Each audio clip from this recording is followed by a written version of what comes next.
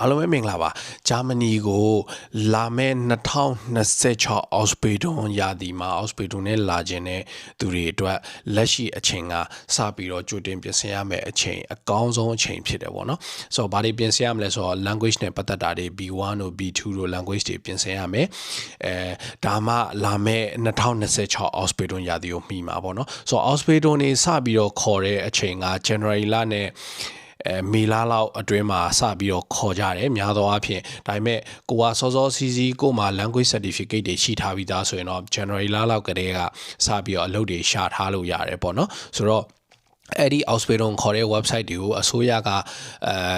အစိုးရရဲ့တရားဝင် website ရယ်ပြီးတော့တခြားပေါ့နော်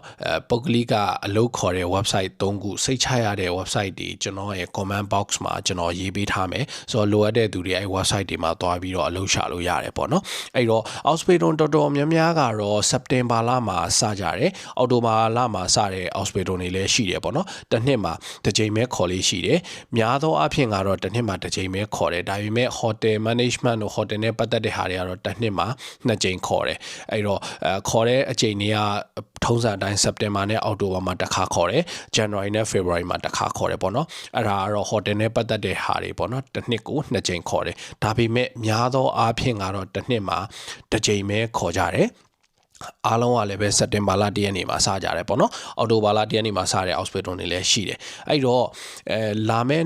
2026 Ausbildung ရာသီကိုမှီဖို့ဆိုရင်အခုအချိန်ကစပြီးတော့ပြင်ဆင်ဖို့အကောင်းဆုံးအချိန်ဖြစ်တယ်Ausbildung နဲ့လာတာကဘယ်လိုပြောမလဲစီးရေးစကားလည်းတက်တာတယ်ပြီးတော့ visa process လည်းအရင်မကြောက်ဘူးပြီးတော့ visa ရဖို့လည်းအဆင်ပြေတယ်လွယ်ကူတယ်ပေါ့နော်အဲ့တော့လာခြင်းတဲ့သူတွေအောက်စပေဒွန်နဲ့ပတ်သက်ပြီးတော့လာခြင်းတဲ့သူတွေဘယ်အောက်စပေဒွန်ကိုဦးစားပေးရှောက်ရမလဲဘယ်ဟာတွေကခေါ်မလဲဆိုတော့ကိုယ့်ကိုဆုံးဖြတ်ဖို့လိုတယ်ဒါပေမဲ့ဂျာမနီကအခေါ်အများဆုံးနဲ့လိုအပ်ချက်အရှိဆုံးကတော့ဒီ Pflege တွေပေါ့နော် Altenpflege တို့ Gesundheit und die Krankenpflege တို့အဲ့လိုမျိုးပေါ့ဒီဘယ်လိုပြောရမလဲကျန်းမာရေးသူနာပြုတွေပြီးတော့တက်ကြီးရွယ်ကိုစောင့်ရှောက်ရေးသူနာပြုတွေအဲ့ဒါတွေကတော့အဓိကလိုတယ်ကိုကလည်းအဲ့ဒီဟာတွေဝါသနာပါတယ်အဲ့ဒါတွေလှုပ်ချင်တယ်ဆိုရင်တော့အကောင်းဆုံးပဲရဖို့လဲရာခိုင်နှုန်းများတယ်ပေါ့နော်ပြီးတော့ language ပိုင်းဆိုင်ရာဘာညာကြတော့လဲ B2 လောက်ကြီးမရှိဘူး B1 လောက်နဲ့ပဲအဆင်ပြေတယ်အဲ့တော့ကိုက B1 လောက်ကလေးကိုကြိုတင်ပြီးတော့လက်ရှိချိန်တွေကစပြီးတော့ပြင်ဆင်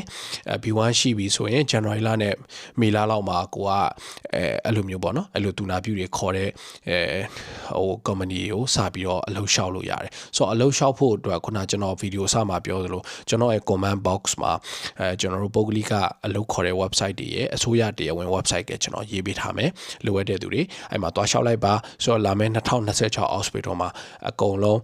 အဆင်ပြေကြပါစေဂျာမနီကိုရောက်ကြပါစေဂျာမနီမှာတွေ့ကြမယ်ဘိုင်ဘိုင်